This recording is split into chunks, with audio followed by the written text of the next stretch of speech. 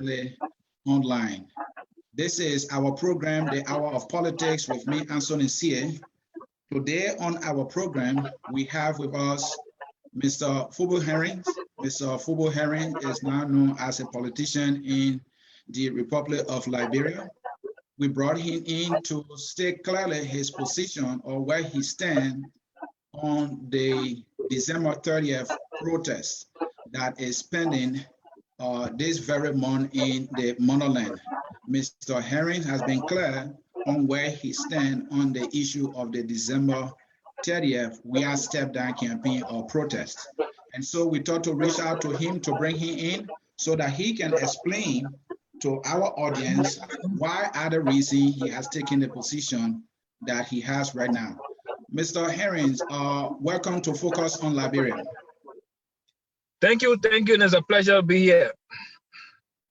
All right, Mr. Henries, before we go into our program, again, we want to say a special welcome to our listeners in cyberspace who have just joined us. So first, please share the show with your contacts so that we can have more Liberians to be given the opportunity to listen to Mr. Henries to state clearly why he has concerns about the We Are Step Down protest and why he is not supporting it.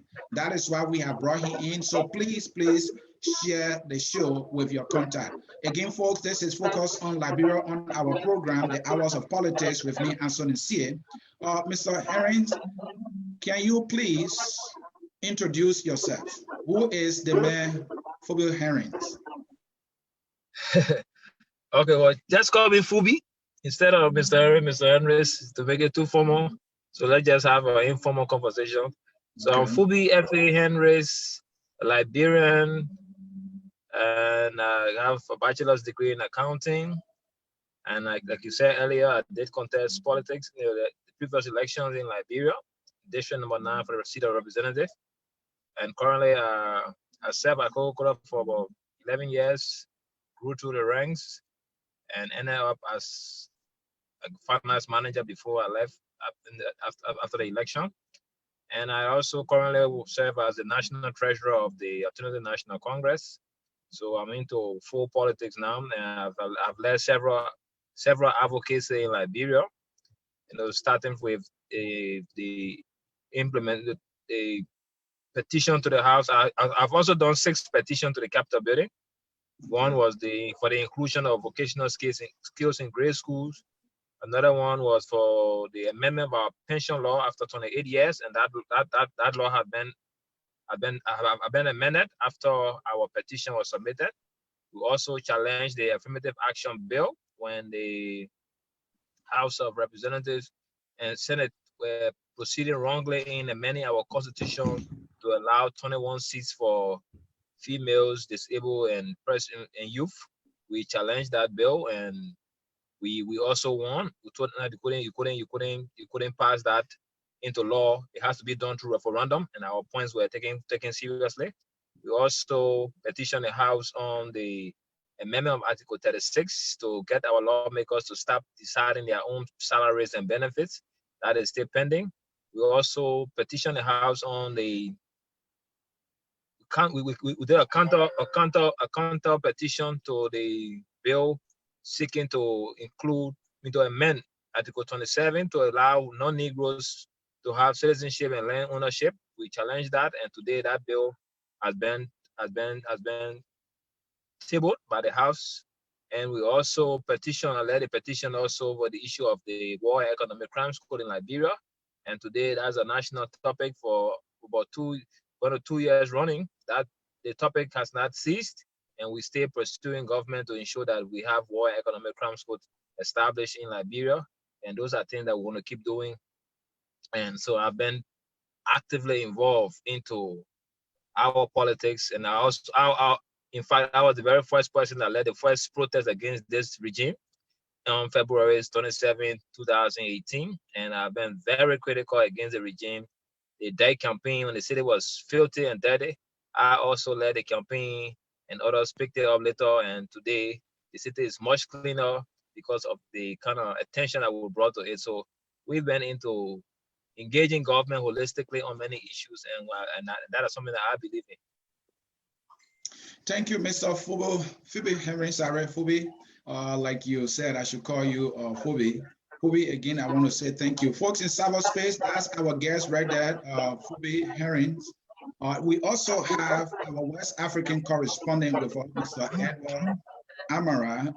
Edward Rowe here on this show will be providing some analysis around the issues that we will be discussing. Mr. Amara, welcome to Focus on Liberia on our program, The Hour of Politics. Thank you. Good evening, over there. It's a pleasure that I have also been named today panelist of this particular program. I am absolutely happy to interface with this young politician who is in Liberia. I believe that Liberia is one of the third world countries into the world, and being there a young person, an advocate, if you become a politician, I really understand the type of hurdles, the obstacle one will come across. It may be against established politicians, even how you can manage to market yourself to the youth. Because mind you, before ever one come into political fray, the youth already have a kind of status quo and established mentality of how politicians do.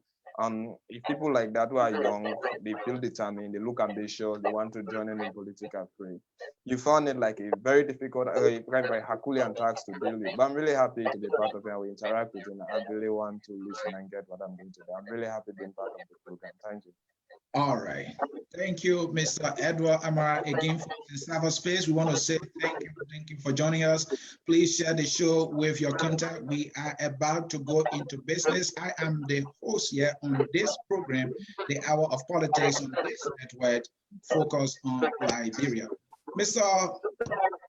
Henries, I know you don't want me to say that, but I prefer to do it that way. You are an honorable man. You have earned this name, the title. My first question to you is that in Liberia now we have something that's been referred to as ruling position, opposition, no position.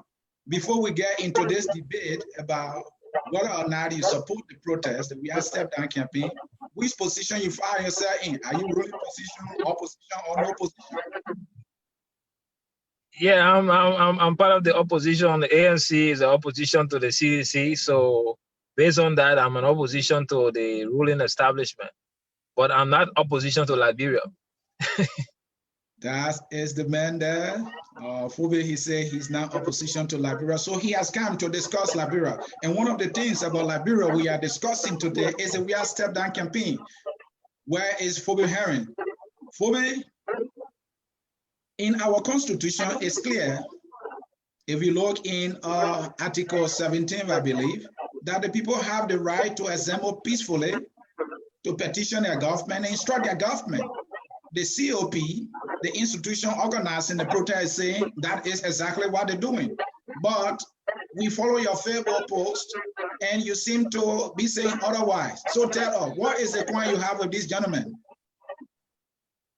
Yeah, like I told you, I said I have led 6 petitioning programs at the Capitol building.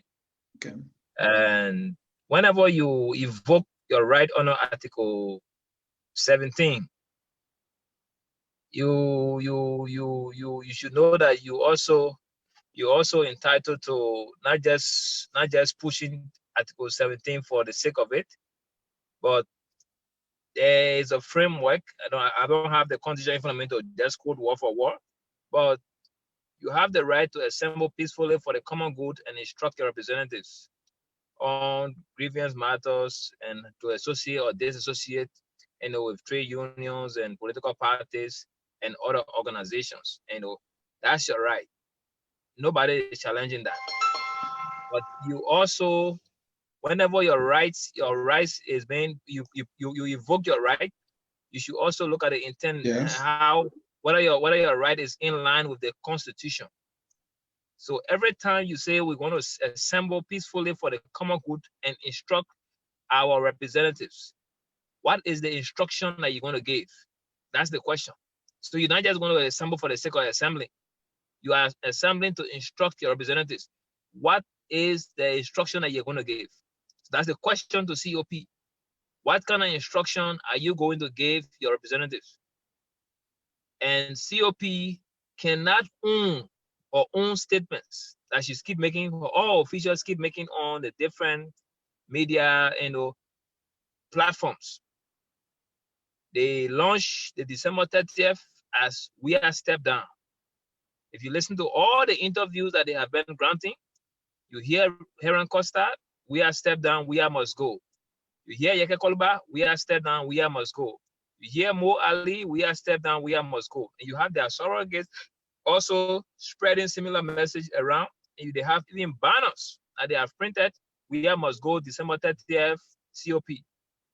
So with all of these things, then you wrote Justice Ministry and requested permit, or police protection, that you are assembling on December 30th, starting as early as 6 a.m. and you're requesting them to give you police protection, and you intend to bring on the street 100,000 Liberians from all walks of life to assemble at the seat of the capital. And you say peaceful assembly. Peaceful assembly to do what? You cannot just have peaceful assembly for the sake of having peaceful assembly. You must have that peaceful assembly with an intention. So what's the intent of your peaceful assembly? They refuse to state it. But in the wisdom of the Justice Minister, because we all listen to the different media outlets that we have, so Justice Ministry acknowledged receipt of the communication and also told them, say, look, your quote-unquote peaceful assembly that you intend to have on the 30th, we have been hearing on the different media platforms that from your representatives that the peaceful protest you have on the 30th is for Judge Weah to step down. And under our constitution, there is no such provision that you have to come on the street and tell a sitting president to step down. Fubbi, let me push back a little bit. I'm coming. I want to conclude on that before you get there. All right. And they replied. They replied saying, all that you have heard on the streets about "We are step down" and on radio about "We are step down, Weah must resign," those are all rumors and gossip.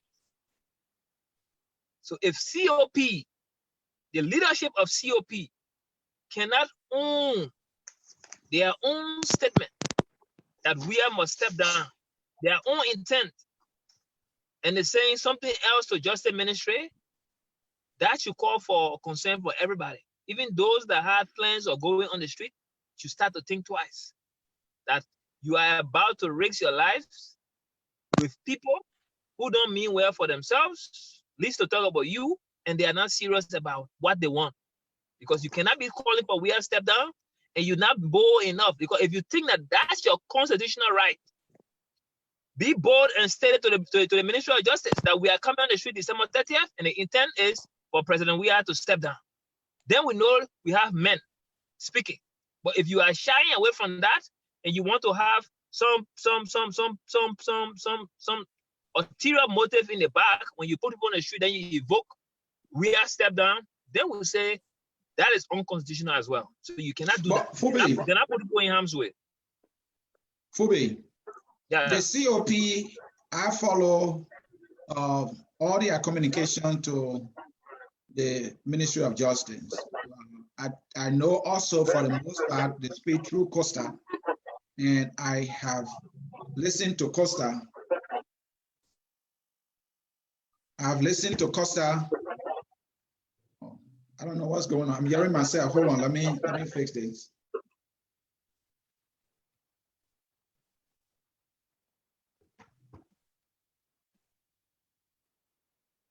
Is it better now? Fubbi, is it better? Yeah, I hear you. Yeah, I don't know. I'm hearing myself. Hold on there, guys. All right. As I was saying, the COP, I don't know what is going on here.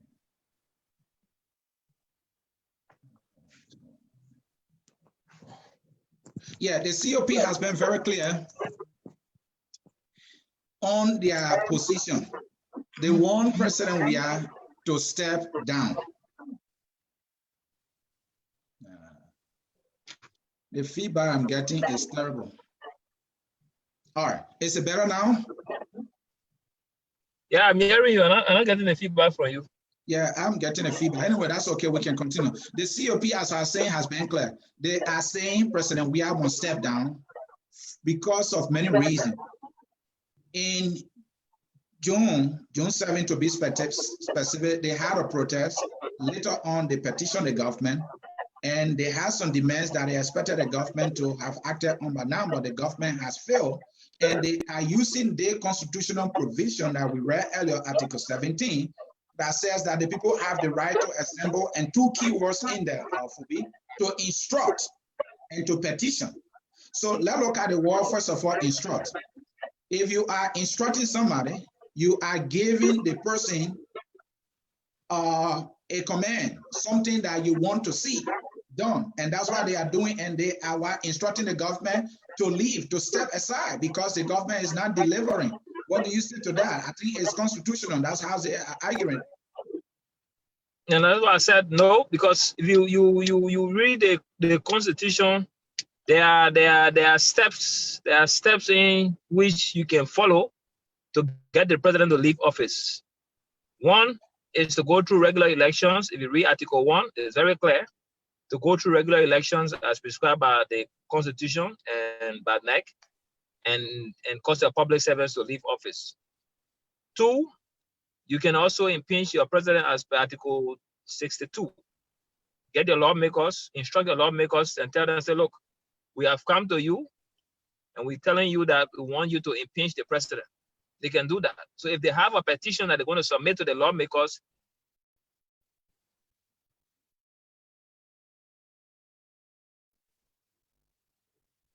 Fubbi, are you there?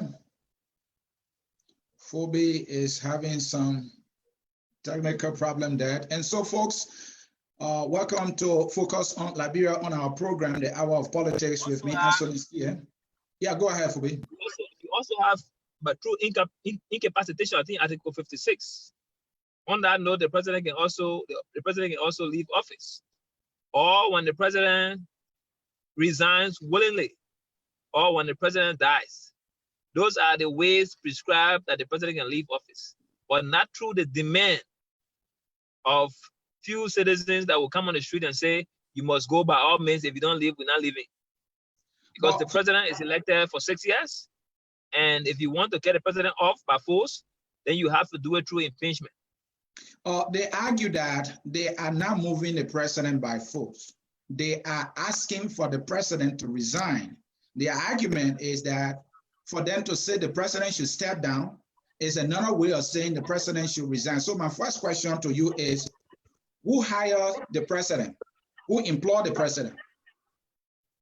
The president was employed or elected by majority of Liberians. Okay. In every area of work, the one who hires you, the one who employs you, the person employs you with some expectation that you will perform the task for which you were employed. And in the event where you are not performing that task, I think it's also right for the person who hired you to fire you. So what makes you think that the Liberian people don't have the right to fire President Weah? No, they don't have the right, because it's not. If you check the number of persons, the president won with 726,000 votes. Okay. So you cannot have 50,000 or even 100,000 persons coming on the street and say they have grounds to tell the president to leave office. You have 440,000 plus persons that voted against the president, yet he won. So if you want to get the president off, their goal, Henry, their goal is to ask the president to resign. And that's why, according to them, they met by saying, step down. So if the president pressure and steps down, don't you think that resignation is in line with the Constitution? They're just using that route. No, it's not in line. It's not in line with the Constitution, and it's false. Like you say, like if you've been following me, I tell me as overthrowing the president, because when you overthrow somebody, you use force to get him out of office. And so that force does not necessarily mean you bring gun to their head. The fact that you want to put citizens on the streets to demand that if you don't step down, we're not leaving. That is peaceful. That you are is using. peaceful assembly. It's guaranteed under the Constitution. That is peaceful assembly. No, that's not peaceful assembly. Peaceful assembly is when you. There's a difference. At this point, you are demanding and you are coming and saying that, look, you must go. If you don't go, we're going to destabilize the whole movement of every other person that should use this route. So that is no more peaceful assembly. Henries, I mean, let's get serious here. There was a protest on June 7. We continue to point that out, and it was peaceful. I was part of that protest. Okay, and so they are saying this time around, because the president did not adhere to the demands, and so now he will have to let him to go, and it's in their right to say so. I mean, freedom of speech, they can say anything they want. Yeah, freedom of speech is different from action. At this time, they are not just saying the president should resign. Myself can say to the president resign. That's different. Right. But when I get on the street and I say, I'm standing here, if you don't resign, I'm not leaving. That's pressure. It's different from just saying. What's wrong with pressurizing your government? No. There is nothing. No, the issue about pressurizing your government, there are issues that, like I said, the Constitution laid down procedures in how you go about removing the president from office and any other government official. Your right to assemble and instruct your lawmakers or your representative doesn't mean that you can stay on the street and say, if you don't leave office or resign from your position, will not leave. That one is not covered under our Constitution. So we have to be clear about the rights that we have. Yeah, they are not using force. They are just making a demand that you have to do this, and if you don't do it, we're not going to leave. I don't know your definition of force. Force does not like when you. Let me just use this example where somebody. I know you actually experienced it before, or you saw somebody doing it, or you yourself did it. Mm-hmm. When somebody gets up from a chair, and we add that person looking back, and you move the chair under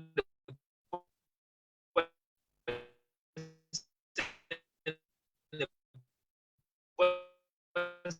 person comes back to sit down and fall straight to the ground. Do you accept? Okay, Henries, I will leave it right there. Let's look at this other word, keyword on our article 17, petition. Let's look at the word petition. How, in your understanding of the word petition, can a petition be done? Yeah, the intention was to write a petition, write down a whole list of stuff. Even if that one page, and that one page, even that one sentence, asking your lawmaker, say, look, we are asking you to impeach the president on these grounds, and submit it to them. So they are telling them, they are going to the lawmakers and saying, look, we are making this request to you, or we're giving you this request or this instruction.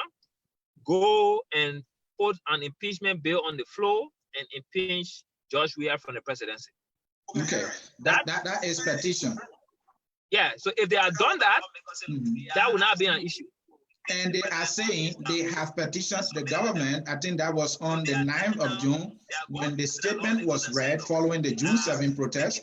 And then the government took delivery of the petition. And since then, the government is yet to act on their demands. And this time around, they are saying, look, our Constitution said to us, and we know that all power is inherent in the people. And if the people's safety and happiness not guaranteed, they have the right to alter. So tell me the word alter, what does it mean? And we shouldn't just stop with it. We shouldn't just stop to the word alter and reform. You gotta go further. Ask your question. The word alter, what does it mean? We'll get to that. We will get to the other one, but I ask you a question. I agree. I will respond to it, but I don't want to just read the Constitution like people can read the Bible and interpret certain portion their way and cling to it. Is that how people interpret the Bible? Alter means change, reform means change, but they also give you read further. It tells you that it has to be done through regular elections as prescribed under the Constitution. And the Constitution prescription is every 6 years for the presidency. So we have to respect that. We can't bypass that and just quote the first two sentences: all power inherent in the people, all free government instituted by the authority and for their benefit, and they have the right to alter and reform the same when their safety and happiness so require them. We stop say that's Article 1. No, it goes further than that. So we have to conclude with the any part that we have the right through regular elections to cause our public servants to leave office. So can you tell us what are the ways and means through which the government can be altered? If you are arguing that here that asking the government to resign or to step down is not a constitutional way of altering the government, then tell our audience what are the ways the government can be altered. Yeah, the president, because at this one, the focus is on the presidency. I agree.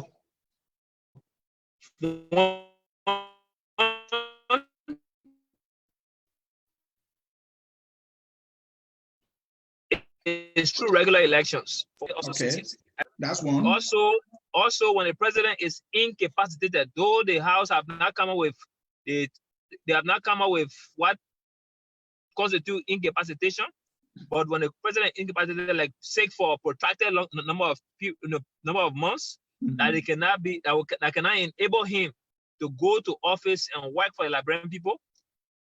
At that rate, they can render him incapacitated to and render the seat vacant for the vice president to take over. Okay. When the president also voluntarily resigns, that is, the president just wake up one morning and say, "Liberian people are tired with his work," and he write a resignation letter and leaves. Why are you putting voluntarily? Why are you putting voluntarily to it? Why are you trying to qualify it? It has to be done voluntarily. And why, if it is done on maybe pressure, is it not a resignation? It has to be done voluntarily.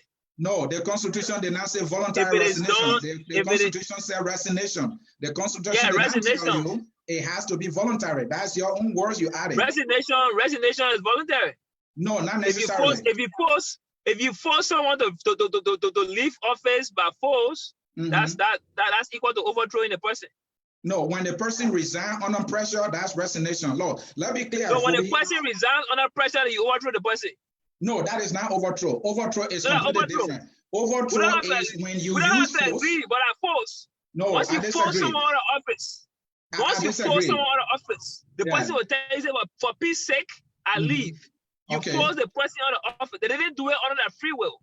You have overthrown that person. Whether or not it was done on the person's free will, whether or not the person was pressured to resign, the Constitution call for resignation. The Constitution did not tell us that if the person is forced to resign, then it's not constitutional. The Constitution said once the person resigns, that is constitutional. That is constitutional, sorry. And that is why the COP is using it to pressure this president, all right, to resign. And if the president resigns, then that's it. That's resignation. That is constitutional. So how is their action unconstitutional in any way when they are not using force? They are using peaceful means.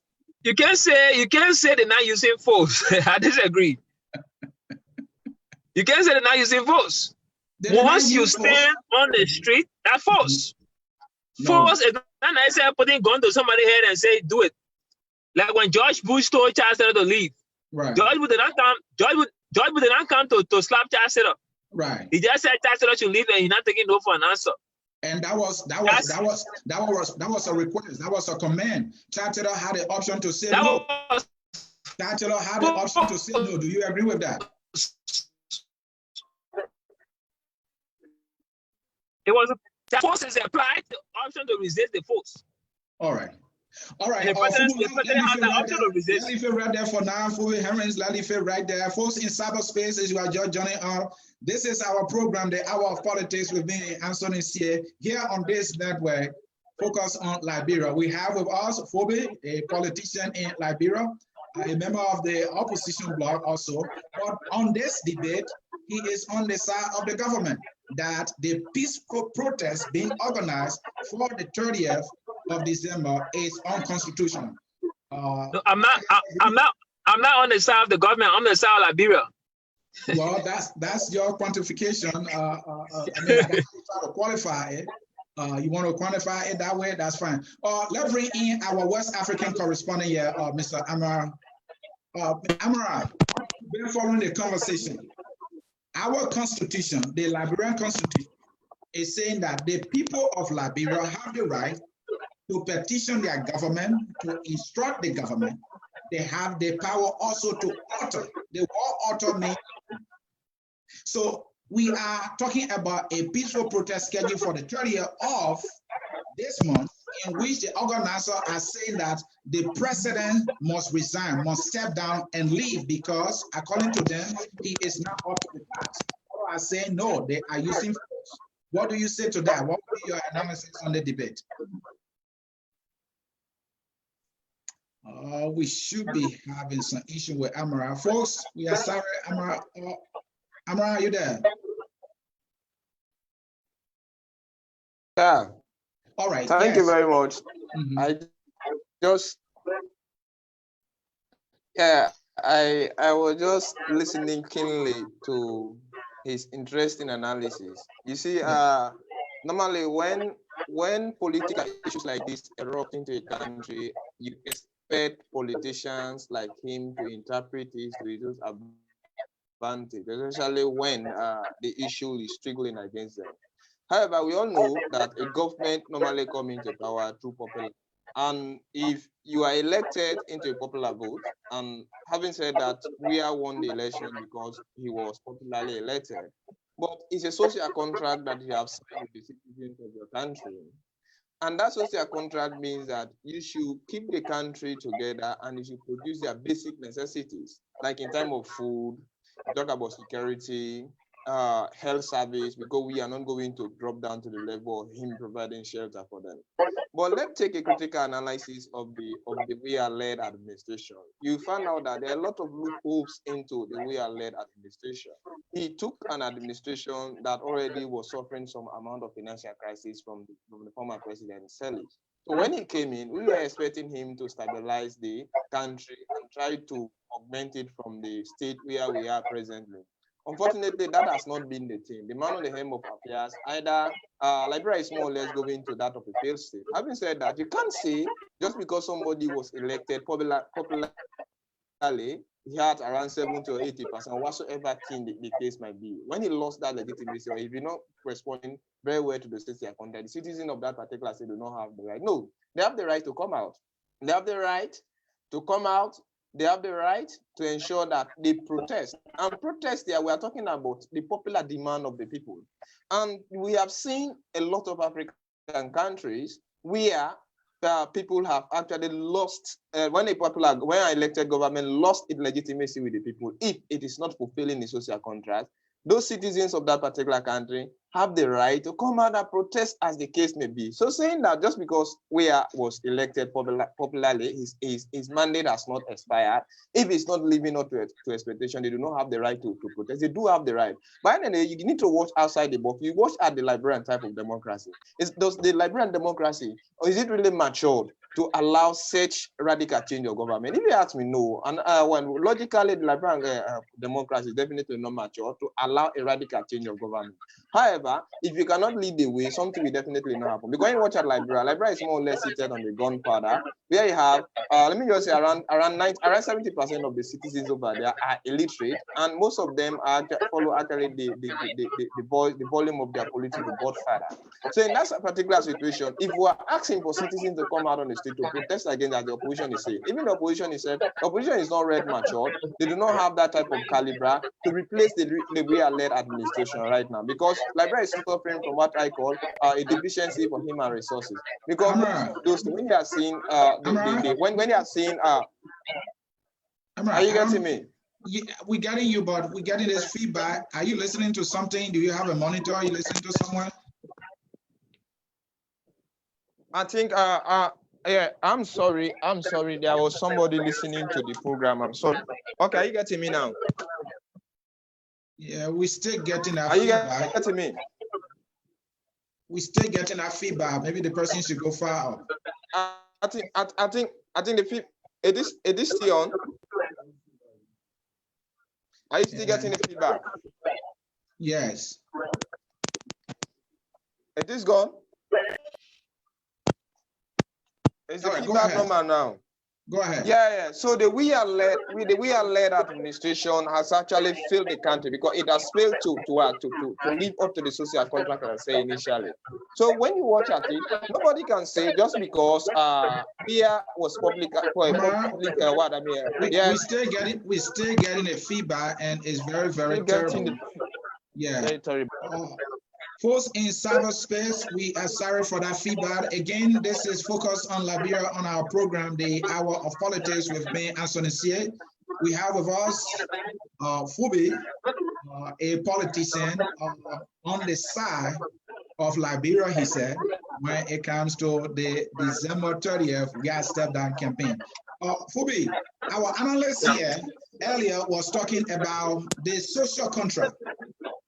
Social contract, our understanding is that when a government is elected to do certain things for the people, to provide the opportunities, opportunity being social services, even including security and all of that for the citizens.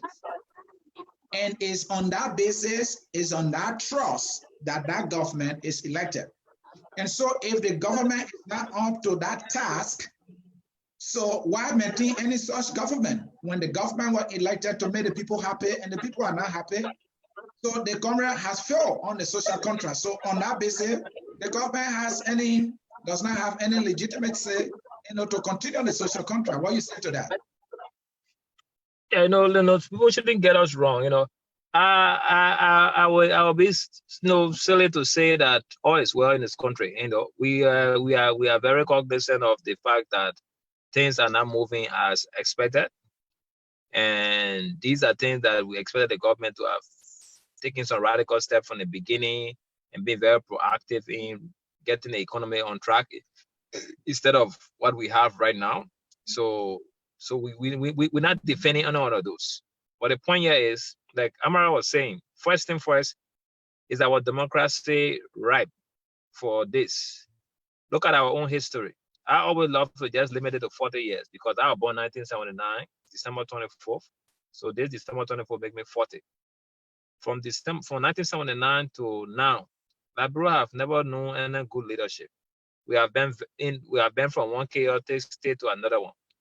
And every time the citizens have jumped on the street to celebrate the removal of one regime, and the regime that succeeded it was even worse than the one they removed.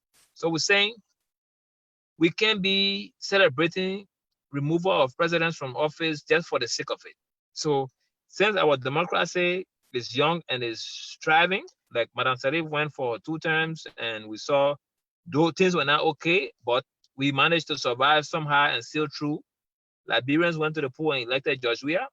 If for some reason we think that George Weah is not capable to do the job, let us go through the impeachment proceeding with our lawmakers. We elected them. We didn't elect them to just sit down and wait and take salaries at the end of the month. There are a lot of things they got to do, and impeaching the president that is incompetent, that have violated our laws, is one of the things that they have to do. So they need to let's follow that trend. So and talking about impeachment, Fubbi, I hope that you will get elected and form part of those who should be impeaching the president, because based on what you're saying, I mean, maybe you hold the belief that the president has done so many things that warrant his impeachment. So talking about impeachment, are you suggesting that the president is impeachable, that he has committed so many impeachable offenses? Is that what you're saying? Oh yeah, there are several things that the president did that you can use for impeachment. For example, the issue of when the president admitted that a friend gave him plane. And I really wanted to pitch in. Hold on, Amara. Yeah, when he suggested that a friend gave him plane, and he boasted about receiving aircraft from a friend and using it to boost the morale. And that same friend was in turn given a contract to the Igbo Madi that failed later on. So these are all issues that you have to look. The violation of the issue of this 25 million that the president have not taken time to go through. The different and let's go step by step. Let's go step by step. You talk about the president being given a private jet by his friend, and in his own words, it was given to him to boost his morale. So what crime is that for taking a private jet? What law did he violate by doing so?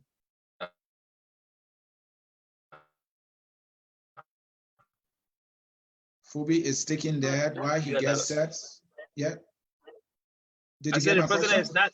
The president is not to accept gift more than $250 US dollars. And what law So a whole says that? jet, What law says that? the code of conduct. Okay.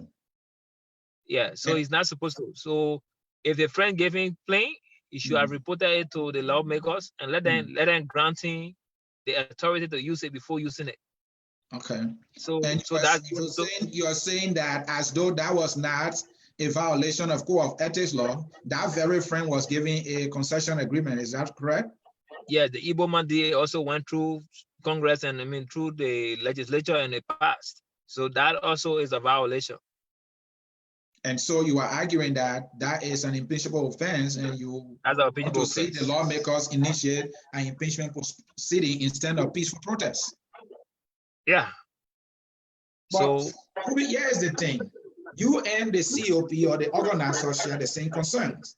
You do not have lawmakers who know what they're doing to start an impeachment proceeding on impeachable offenses that the president has committed. And so the COP is saying that we can't count on these guys. We're taking the bull by the horn peacefully, as given us by the Constitution. And now you have problem with them. Yeah, look, the whole mindset about not dealing with our lawmakers because we think that we can't count on them. I don't subscribe to it, because like I told you, I've led six petitions at the Capitol building, and I think 3 of them went through smoothly. The affirmative action bill, the pension bill, and the citizenship to non-Negro. 3 of the 6 petitions I led went through. With the affirmative action bill, the Senate was the first to pass on it. 30 senators unanimously voted in favor of the affirmative action bill to grant 21 seats, 15 for women, 3 for persons with disability, and 3 for youth, for special election and to have legislative seats. It went to the representatives. The representative passed a slightly different version, reduced the 21 seats to I think about 7. 5 for women, 1 for person with disability, and 1 for youth. And within that period, they needed concurrence before it could be passed into law. I read through that and I said, look, these guys are proceeding wrongly. The 103 of them, they don't have the right.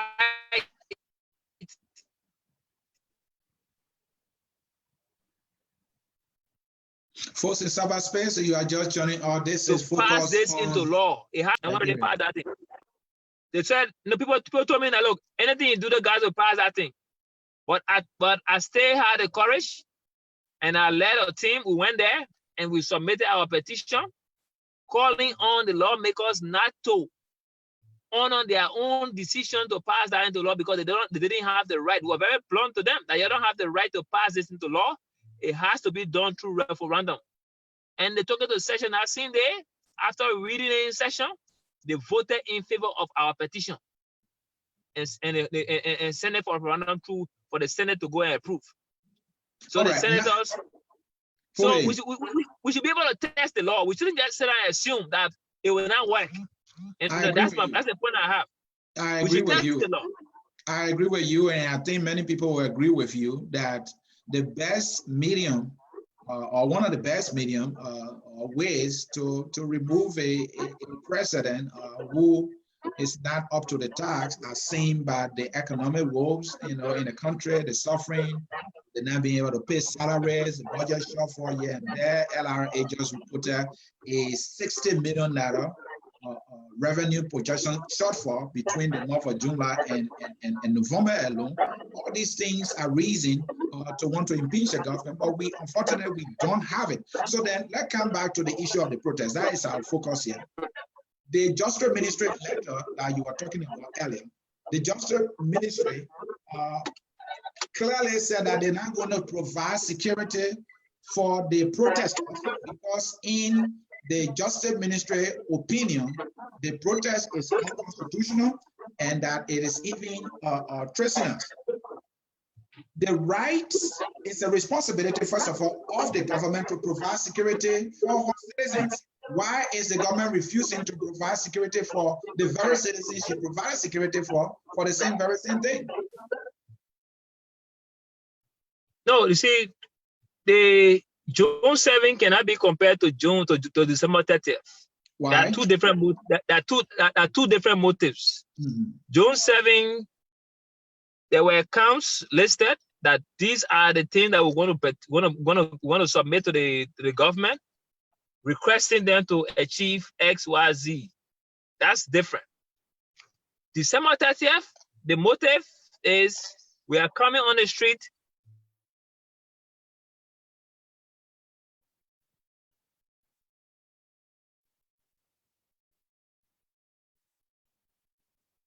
We are in step down. Folks in cyberspaces, I just joining us. My name is Anthony Sia. This is our program, The Hour of Politics. On this network, focus on Liberia. If you just joined us, please share the show. Make your comment. In a very few moments from now, we'll be reading some comments. We have with us Mr. Fubbi Henries, who is a politician. But according to him, he's on the side of Liberia when it comes to this protest step down campaign. We have with us also Mr. Edward Amara, our West African correspondent. Fubbi, continue.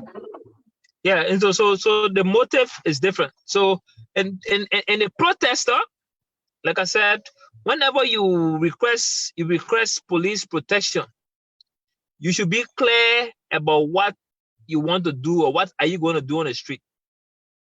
Because that will inform the police about what kind of protection to provide. How many manpower would they need? Like I said, I led six petitions, and every time I went there, the police provided security for our assembly. I don't know what you mean by they are not clear. Look, you read their letter to the Justice Ministry. Hold on, Fubbi. You read their letter to the Justice Ministry. They use the word in furtherance of their previous protest that was held on June 7. They are having another one. And just as the government provided them security, they are also asking for security. And the minute clear that the government should expect around 100,000 people. So they Can you read a reply to the letter from the Justice Ministry? The second page of the reply.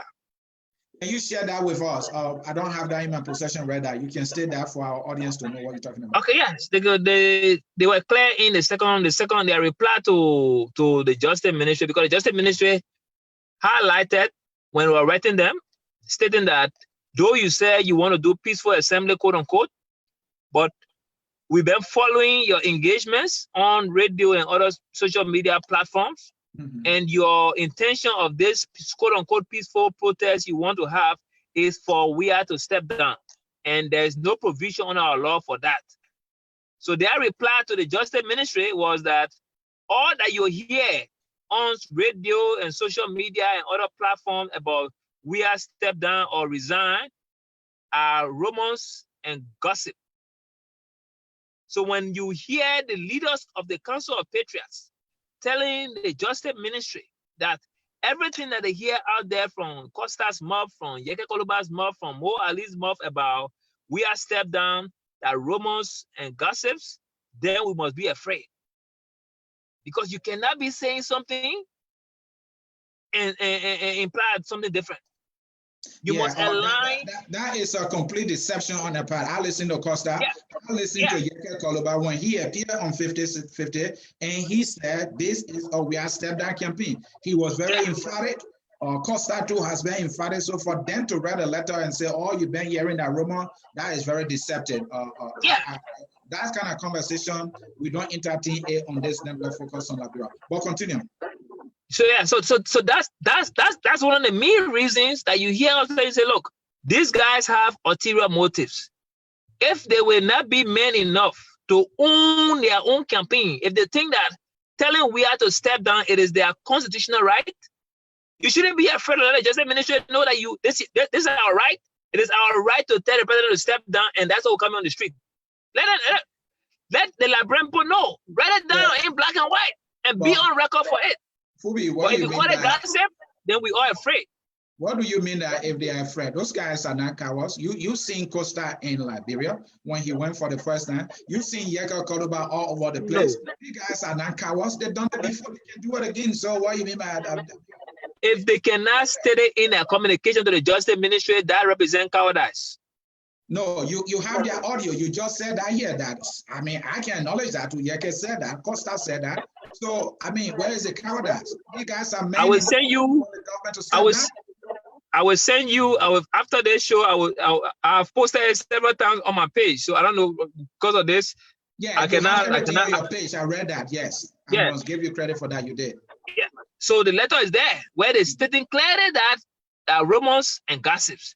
Yeah. So if they can state that to the justice ministry, then it means they have ulterior motives. They're not men enough to tell the justice minister that, look, we are coming on the street to tell we have to step down, and it's our constitutional right to tell you to step down. They should say that. If they mean well, then they should. I think they sell it verbally. You know that Costa has said it. Many of them have said it that it is their constitutional right to ask the government to step aside. Costa even argue that there is nothing constitutionally wrong for somebody to say the government should step aside. They say it does not constitute any violation. So where is the violation for somebody to say, hey, the government must step aside or step down? Which article said you can't say that in the Constitution? That gossip. So they call in Costa's statement of gossip. They call in Yele Koloba's statement gossip. So that's the point we're making here. Yeah, I want us to dismiss that it's gossip because you heard them, I heard them, many Liberians heard them, and they said, even the code name, the protest, we are step down. So, I mean, it's just laughable that they will embarrass themselves to say, oh, all the things you've been hearing is just gossip, just read our letter. I don't want us to entertain that. But what I'm saying— No, we have to entertain it because that's one of the basis for the rejection of their of security to them. So we have to consider that. We can't ignore that in discussing this. Mm-hmm. So, but the Justice Ministry now, let's come back to the Justice Ministry.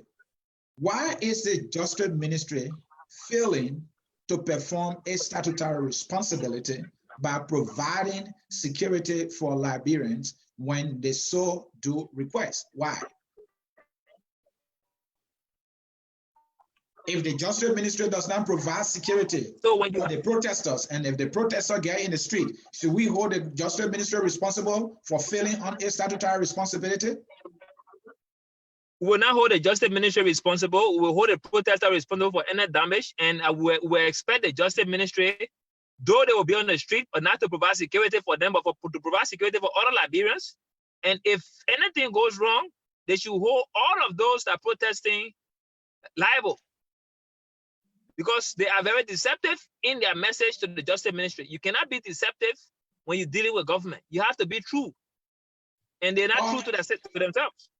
So I support the Justice Ministry fully not to provide them security, but if they get on the street and misbehave, the law should take a course and deal with them harshly. Okay, Fubbi, 12 years ago, you were still around. The government in power was in opposition. They protested ceaselessly. Where were you? What was your position then? Did you agree with them then? I condemn most of their protests. One the other protest that I endorsed for them was the issue of the war crimes code. But I condemn most of their protests. Mm-hmm. And are they meeting your expectation on the war crime code? No, they're not meeting the expectation, but we're getting there because it has become an international pressure is on the government, and I'm very confident that we'll get there.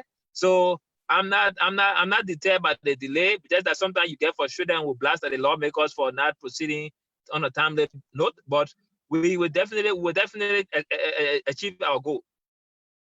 Folks in cyberspace, if you have just joined us, this is Focus on Liberia on our program, The Hour of Politics, with me, Anson. Here we have with us Mr.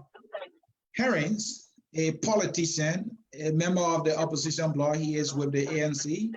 Henry, we would like to have you here to discuss the ANC as an alternative to this current administration. Now, let's talk about the conditions in the country. that anyone will agree warring, a protest of this magnitude. Is Liberia in serious economic mismanagement by this government for which anybody should think about protesting? Yeah, the country is not in a good shape. And for me, my style of politics, I don't just limit my argument and my blame game to the president alone. Okay. So the government is made out of, even we that are calling ourselves opposition, we also part of the government. Okay. So we shouldn't lose sight of that. The head of the government is just from city one party, but all other parties, one way or the other, find themselves in the other branch of government, which is the legislature. And this is the branch that sets the agenda for the president to act. So if we cannot hold the legislature accountable for failing to do their work, then it means all of us should shut up. Because there are things that happen in this country, and they happen because our lawmakers just ignore their responsibilities. They have responsibility to make laws. They have responsibility to have oversight over the way the executive is managed. They have responsibility to represent us fully. And they ignore most of these things just for the sake of I don't know what. So, for example, we say, look, people sit down for 4 months, they have not taken pay. And you have lawmakers sitting down and coming to the public and say, 4 months we didn't take pay, and they say it in that manner. You shouldn't be reporting to us. If people didn't take pay for 1 month, you should call the president's attention that it shouldn't even enter the second month. And if it will get to the second month, you should shut the government down. And tell the president that if you cannot pay salaries, you have to cut out all your foreign travels, you have to cut out all your necessary spending on projects that you're not supposed to be spending on, and pay people salaries. Because our economy is a small economy. So if you withhold roughly about 25 plus million, which the wage bill must be around that or more, from the economy for 1 month, you strangulate the economy to an extent. Least to say you are allowing it to go 4 months, about 100 plus million. You shut down the entire economy by just allowing 4 months to pass without people taking pay, without having disposable income in the hands of people. The ripple effect of disposable income in the hands of people helps to keep the economy moving. You will have people, because our society is an import-based economy. You will have people buying goods, and those guys that have their goods on their shelf will have enough money to go and rebuy and replenish. And each time they rebuy, government gets revenue. So if they will have their goods on their shelf for 4 months without rebuying, government is also not going to get revenue for 4 months, but providing guidance. You bring the president back every 3 months. They should have quarterly, budget review to look at the budget and the actual. And when you see that the president is spending off budget, you say, look, go ahead into the book. Say, look, Mr. President, we didn't budget for road. We see you just spending money on road. Where are you taking the road money from? We didn't budget for your estate houses you're building in Grand Cru and other places. Where are you taking money from to build them? We didn't budget for your unnecessary travels. Why are you doing all of these things? Call the president the book. That is because you're spending on all these things, and civil servants are not taking pay. So there's something must be wrong. So we need to pay attention to these things. So we need to start putting pressure on our lawmakers more than just saying I'm blaming the president. Fubbi, you are on point, and I want to believe my audience here, or our audience here, will agree with you on all of the good things that you said. The unfortunate aspect that had given reason for people to protest now is the lawmakers who are direct representatives of the people to advocate for the people. They are not doing their job. And so the people have no other alternative other than to act on their own behalf. And that is what is going on. But let me fit there. Again, folks, in cyberspace, if you are joining us, my name is Anthony Steele on our program, The Hour of Politics, focus on Liberia here. We have Mr. Fubbi Henries. He's a politician, and he's here to tell us why he does not support the We Are Step Back campaign, and he has been doing a great job. Gentlemen, let's go to comments here. We have to be very fair to our audience here. or John Wayne Wright, Liberians are taking onto the street in protest because there is no oversight from the legislative branch of government. That's why you were saying, my brother, as far as I am concerned, the people no longer have fair representation. So the people have the right to go in the street because the people who should be representing them, they are not doing their job. And then we have Clinton, right? Fubbi, thanks for lecturing the host. I mean, the people say, lecture me. I want somebody to lecture me. And Fubbi is the man. Thank you, my brother. Then Peter Kwame, protest December 10, only government problem get. No, I don't know what the person is writing. I'll pass that one. Folks, is writing your comment, please do better so that I can be able to read it. I will not read English that is upside down. So Fubbi, you are lecturing me. I want you to lecture me on this question. The protest starts on the 30th. The attendance is massive. Government gave way. Georgia resigned. It's unconstitutional. Do you agree? Yeah. When we are resigned, as required by the Constitution, that the president can resign. So what is unconstitutional about that? Because it was forced. So the president. Show me in the Constitution where it says when a person is forced to resign, then it's unconstitutional. Anyway, no, it is unconstitutional and it's forced. You know, we might not look at it from that angle now because probably it might appear good, but the precedent that you set. Mm-hmm. So it means that if the next president takes over and within 2 years or 1 year and people are not happy, another group of 100,000 or 50,000 person will come on the street and say, step down. Then that president leaves. Another president comes there. We go through the same cycle. So every 2 years or 1 year, we'll have people come in the street and telling the president to step down. So that's the cycle. That's the cycle we'll create. That's a good precedent because if you come to the table, if you come to power, if you are not delivering, that when there is corruption, mind you now, these guys are not just organizing the protest just because they hit somebody. There are many reasons why. 16 billion, 25 million going into Dunon's account. The list is endless.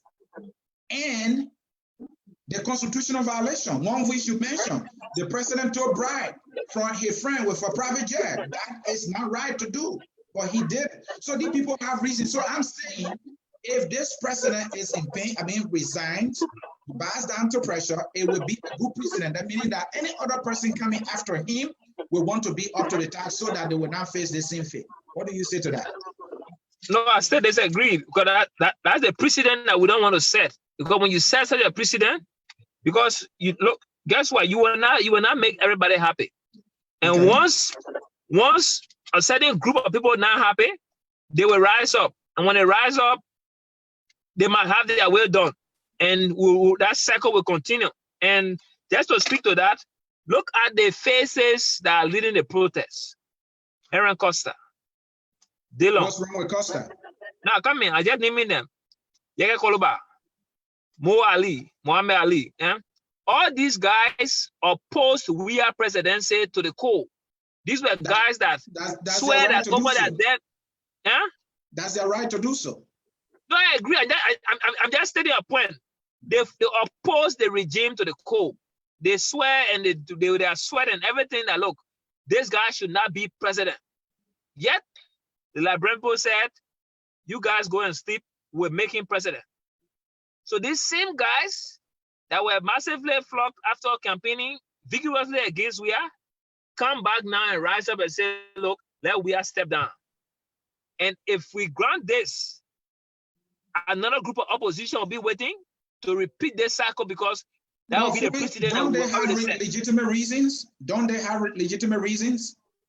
They have legitimate reasons to be channeled through their legislators. That's what I'm saying. Is that the only option? That is, yeah, that. Or wait for election and go to the ballot box.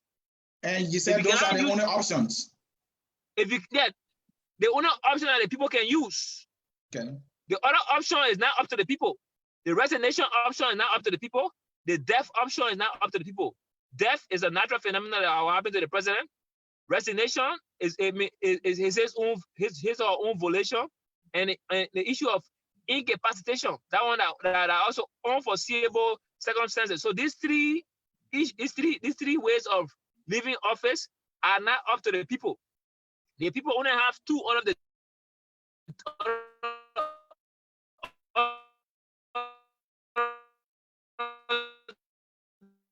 we having 5. And the two that go into it, these are the two options available to the people. All right, Fubbi, let's do this. You are saying these are the only two options, election and impeachment. Many people will disagree. Bringing my own understanding of the Constitution, I will also disagree. I believe in Article 1 that, the people have the power to alter the government, and that autonomy to change. They can demand the government to step aside. And if the government step aside, that is constitutional if that happens. That's what I believe. But I want to bring you to this aspect. All around the world, seeing the people using the power invested in them to and asking government to leave power, and it's happened. And it's been peaceful, the transfer of power, been peaceful, using that medium of protest. We've seen that all over the world. So what's different? What's wrong with Liberia? Why it can't happen here? No, it's different. Liberia case is different. Liberia case is not synonymous to the other cases. Most of the area that we're naming, people brought down dictators that were in office for 30 years, 25 years, and these numbers. It was not constitutional elected president that were within the frame of time. No. Only dictators they brought down? I mean, people that stay in office for unprecedented number of years, 30 years, 20 years, those are the people that they brought down. So just follow the records. They were not people that I follow the record. There's this, the story about Haiti.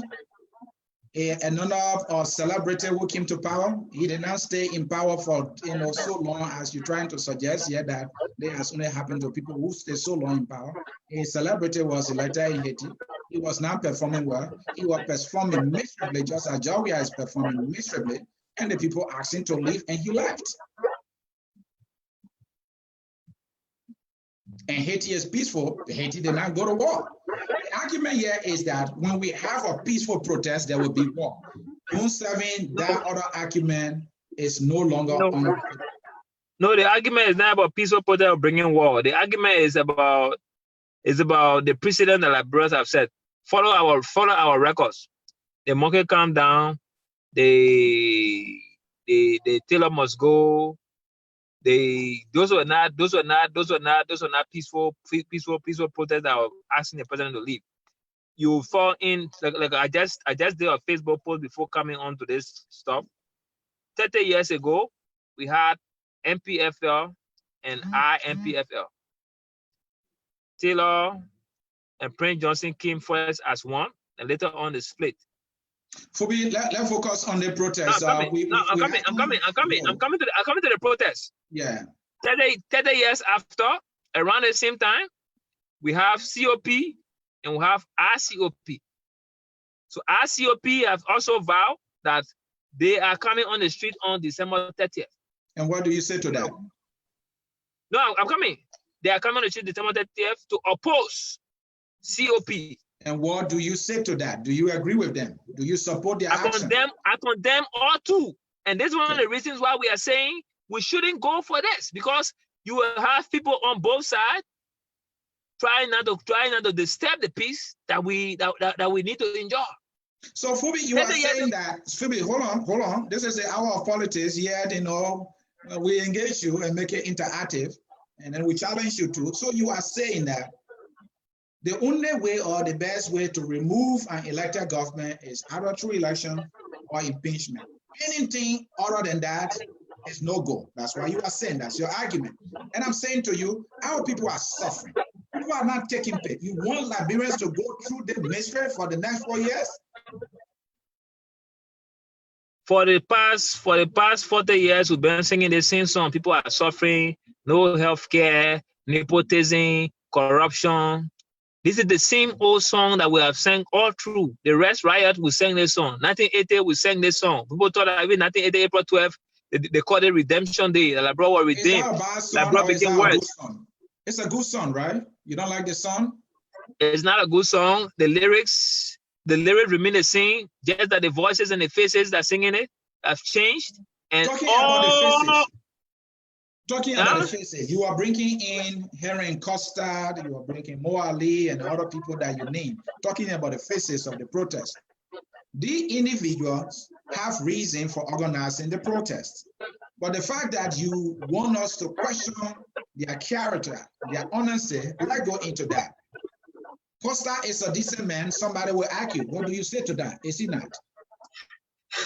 No, I was not discussing them on their character. I was not. I was not. Question, Fubbi. This is no, I'm coming. No, I'm politics. coming. We talk politics. Yeah, here. I agree. I don't want to.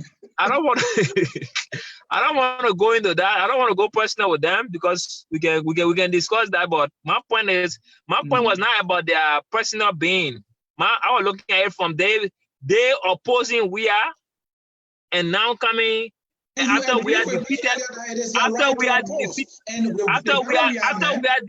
all of us, because we all oppose we are presidency, and he defeated all of us. And we come now after 2 years, we say step down. So I say no, we shouldn't set that precedent because it will not help this country.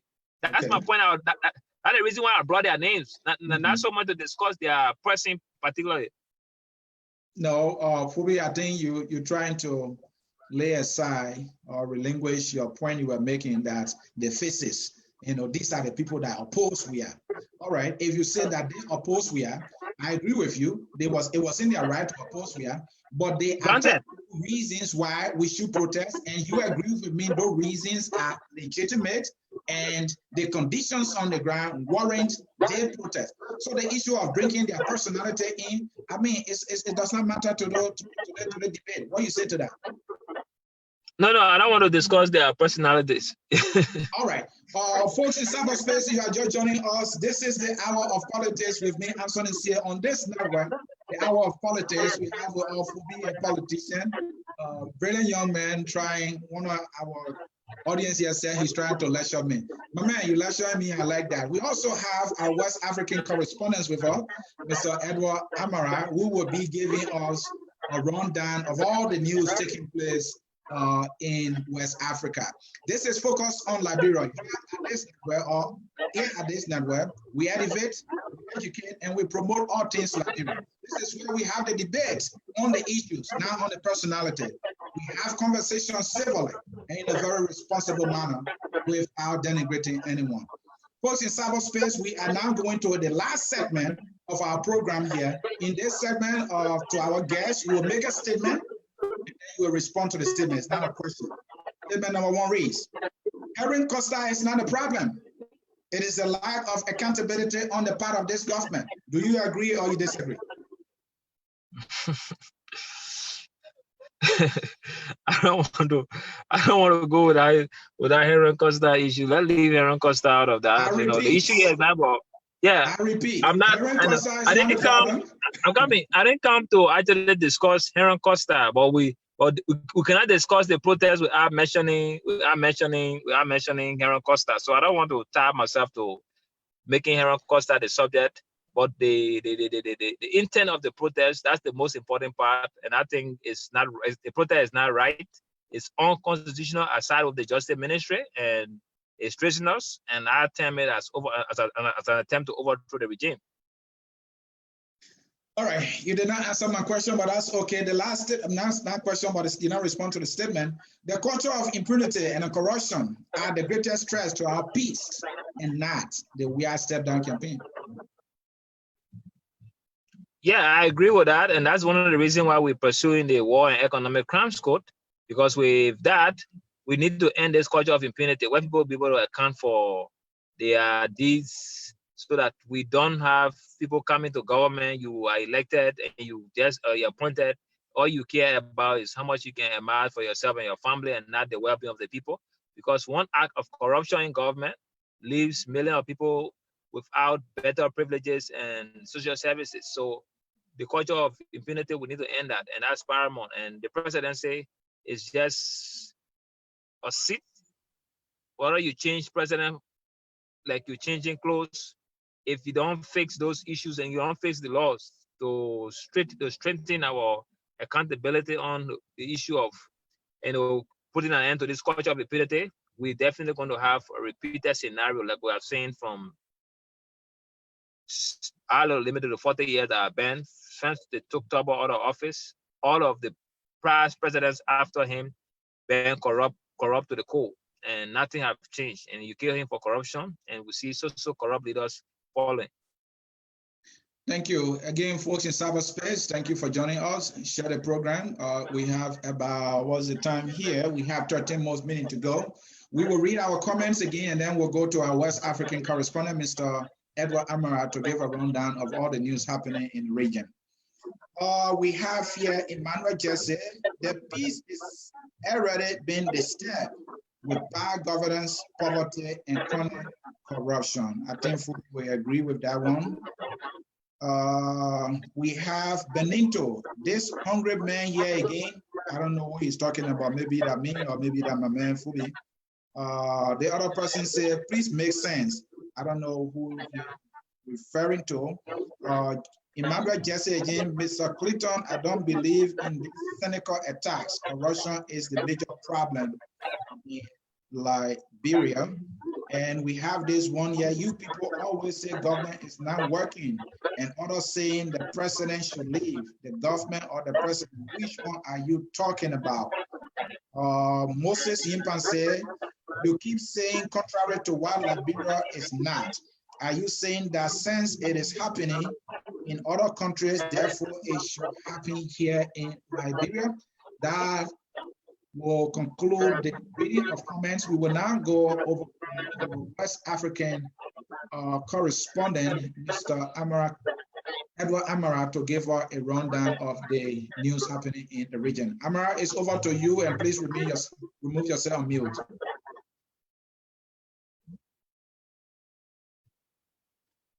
Okay, thank you very much. I just keenly listened to whatever your young politicians said. Most of what they said may be true. All I know, people have the right to protest when they think that the government has failed them. And I advise that the way-led administration shall all cause to augment its effort and ensure that it meets the crisis of people. We have seen a lot of protests all around the world. They take away sitting government. In fact, they have different ways to take away sitting government. They can trust the parliamentarians, that is the Senate in Liberia, as long as they are working in the interest of the people. Unfortunately, in our West African country, the Senate does not always work, or the parliament does not always work in the interest of these people. So what they do, they tend to take the law into their hand and see. But popular protest actually is one of the ways to denounce the government. When the government lost its legitimacy, the people come out on the street to ensure that you either live by hook or you live by crook. And we are being elected publicly does not give him the mandate or the passport that he cannot be taken out of power when he's lost the legitimacy. I just pray and hope that he tried to revitalize his economy and revamp the system to ensure that people meet their daily needs. Coming to us, most of the development in Africa, I think I just want to take it in from that way. You see, Africa is an interesting land. We almost have different stories emanating from at the end of the day. Today, we have seen a lot. We all know, or if you have been very glued to international news, you might have heard about a popular man known as Desmond Tutu. Desmond Tutu is a type of, he's a South African, he's a Nobel Prize winner, a Pan-Africanist. At the same time, he is an archbishop. He has been very vocal in African politics, and he has been in the days of the Nelson Mandela, the late Gabriel Mugabe, and Desmond Tutu was actually against the like of Gabriel Mugabe, who we think that they actually gained power. By the end of the day, they did not live up to the expectation of people. Once or twice, Mugabe expelled him out of Zimbabwe and asked him never to attend there. The man was sick.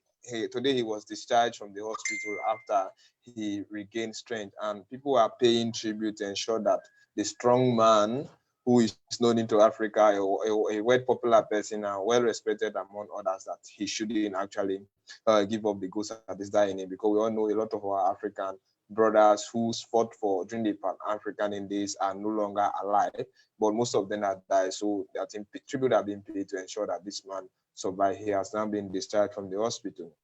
And one South African woman, Zizobi Binin, won the Miss World.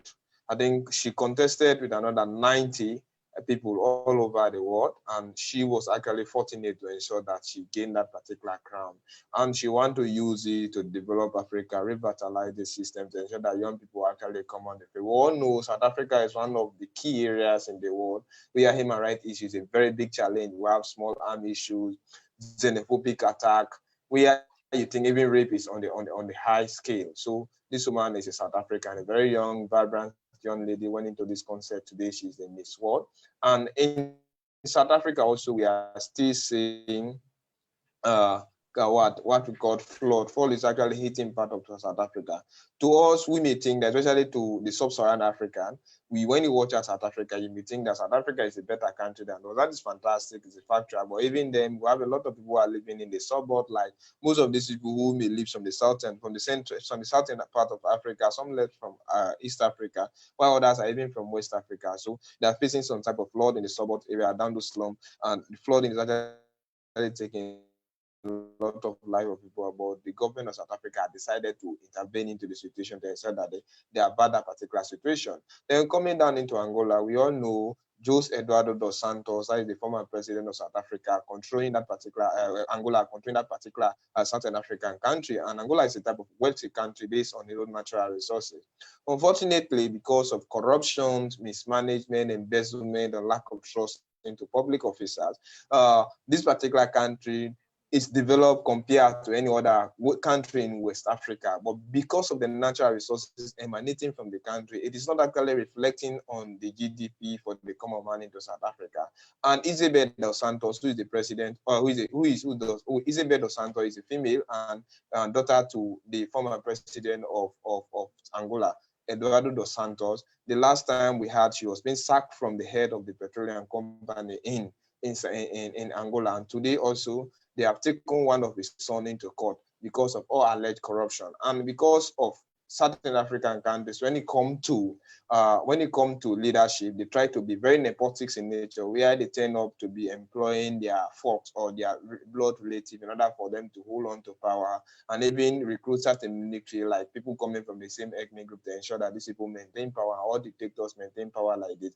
But when Eduardo dos Santos, he actually elected, took that man to succeed in, but the man want to, instead of him doing a reformation of the system, he's doing what I call a revolution, a total change of the system. And most of these old folks who have been holding on to this position are actually being asked to leave the position to ensure that new breed of people come into power, because they know that a continuation of system will never really augment the type of system that he actually want to change. So they are actually trying to change up the system and arrest most of those people who are actually not doing good for the country because of one or two things. And some of the opposition are actually crying foul, and that has not been the way that it was being arranged.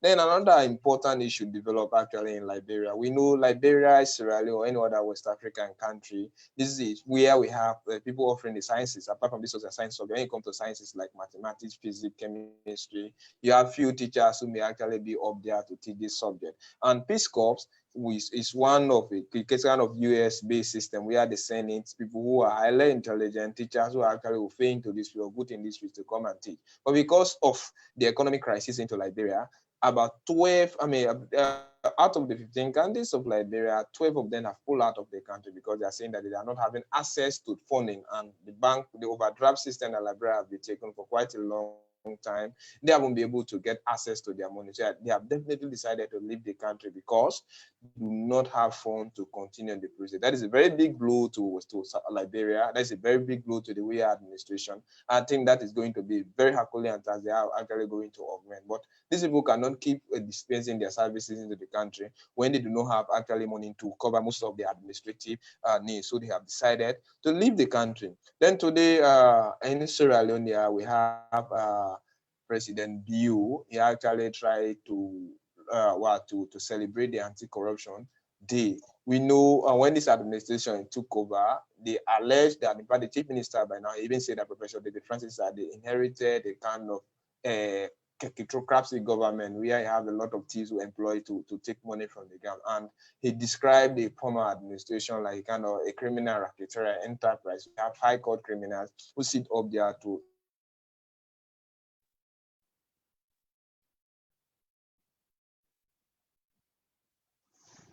What's happening there with our West African correspondent there? To manipulate the economy Okay, of the country. good. And after 18 billion loans, after everything, since it was being set up, the Anti-Corruption Commission has been over 18 billion loans. And today, the president tried to launch it and try to complement the effort of the Anti-Corruption Commission, and said that he's still willing to ensure that the Anti-Corruption leave no stone unturned, and he has given the commission chairperson, that is Ben Kefala, that he has the absolute right to trace whosoever that is found wanting into this particular corrupt system. And most public officers have been taken to book. Some have paid to revamp the entire system, including the kind of information. They also want to leave a space that should leave in officer is found wanting, then let the Anti-Corruption Commission continue to set a space. These are some of the interesting stories emanating from Africa. Just to end, to crown it all, we still have a kind of political anarchy situation developing into Guinea. Alpha Conde, the 81-year-old president, who actually came into power as a law professor, did not want actually to leave power. His power will definitely expire in March, but he wants to change the constitution, allow him to run for a third time sister. We know Guinea do not have a past president. The last one that came in was Musa Dadis Camara. He has to be taken away by the barrel.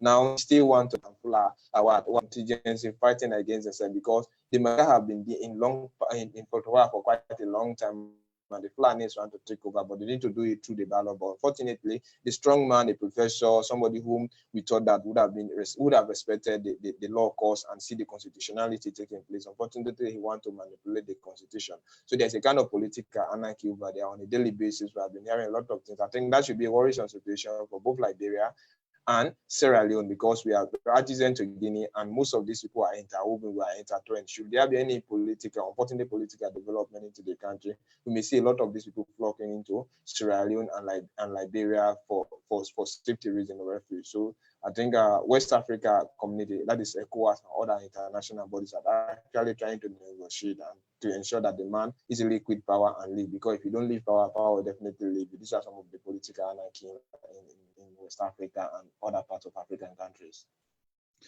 Again, folks, in cyberspace, that was Mr. Edward Amara, our West African correspondent there based in Freetown, Sierra Leone. Mr. Amara, thank you for the rundown of all the happenings in West Africa, especially in the sub-region. Again, folks, in cyberspace, there's a focus on Liberia on our program, The Hour of Politics, with me, Anthony Sie, as your host. We have Fubbi with us as our guest. Fubbi, you just listened to the rundown of news in Africa, especially West Africa. Same story everywhere. You know, what's your impression? Yeah, we just have to, keep our heads up. And for me, I said I'm optimistic about our future.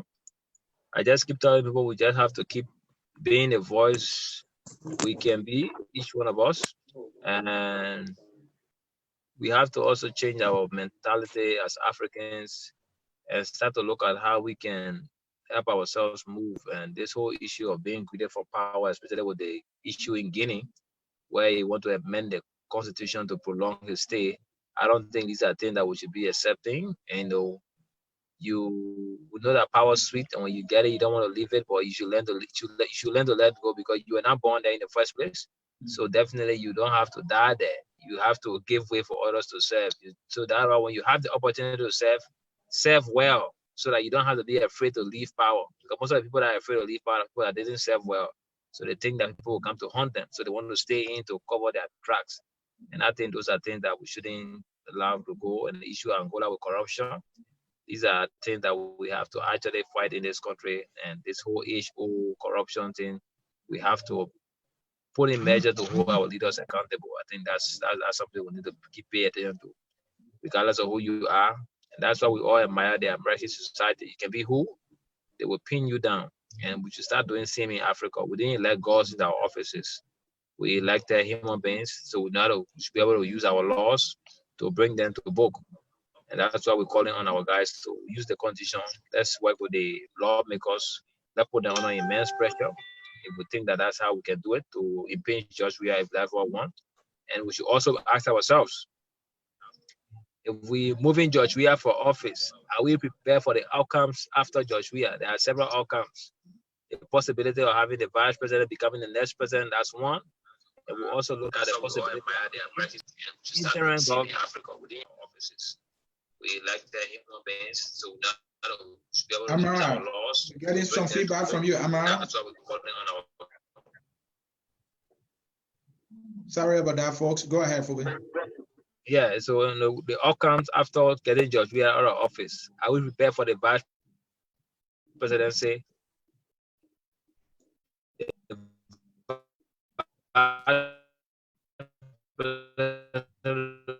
Take office as president, getting George Weah out of our power.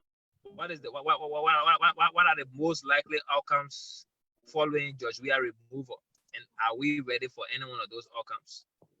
That's another question that we need to start answering to ourselves before pursuing with all the anger. So we cannot allow our hate and our issue for the state of the economy to let us to lose our thinking, capabilities and stop thinking. So let's ask ourselves these basic questions. And if that's what we actually want, let's impeach George Weah. Then we can settle for all the other options that will follow. But now, like I told you, the RCOP coming on the street for counter protest. So this is danger. The same thing that we're afraid of, that we don't want to see Liberia go into chaotic state. The U.S. embassy now have put a temporary, suspension on issuance of visa. What next will follow? So these are all issues. So this picture that we're creating for ourselves, a scary picture, and the rest of the world will keep looking at us. The people invested so much in our peace, and I don't think that they're willing to come back here and waste billions of dollars to make sure the Liberians want Liberia. And we can't think to put the country first. We're going to keep screwing up a country, then we might as well not get ready for something better. And history have taught us bad lessons. We should learn from those lessons. When you elect people out of not thinking right, be prepared for the consequences. Again, folks, in cyberspace, that was Mr.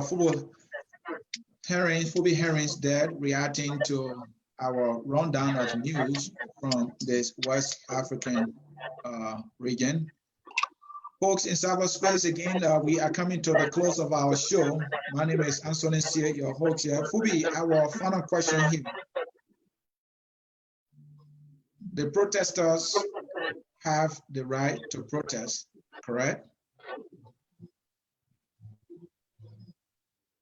Yeah, for protest is everybody's right to protest, and we're not against people's right to protest. People's right to protest guaranteed under the law.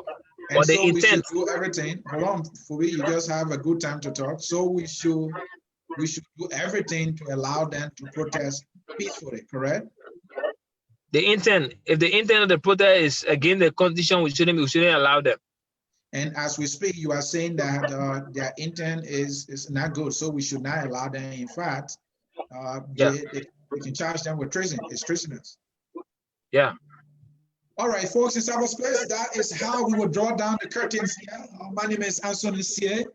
You have been with us for almost an hour and 30 minutes now. This is Focus on Liberia.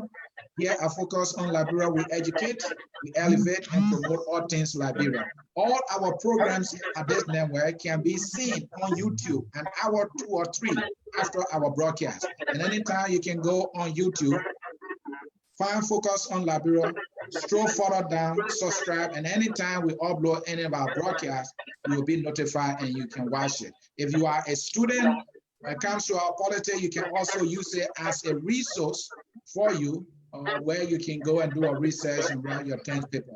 Again, folks, thank you for joining us. We want to thank you so much for honoring our call. This shouldn't be the last time. Let's do it again. And next time when you come in, it shouldn't be about protest. Let it be about politics. This is the hour of politics. And Focus on Liberia so that we can discuss Liberia and how best we can move it forward. Again, thank you, everybody. And that will do it for us. Bye-bye, guys. Thank you. Thank you. Bye-bye.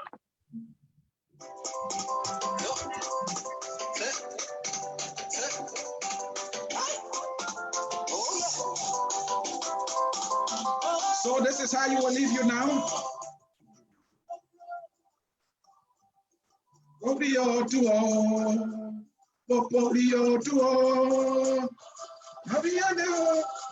47 space. This is your humble host, Anthony C. on the Hour for Politics. Leaving you, thank you and thank you that you have joined us and you have been with us for about an hour and 30 minutes. This evening, we have another segment coming on. We have Fubbi Henries who disagree with the We Are Step Down campaign. We will be having Mr. Edward Doe, who agree with the step down campaign. He will be here propounding reason why we should step down and the protest should hold.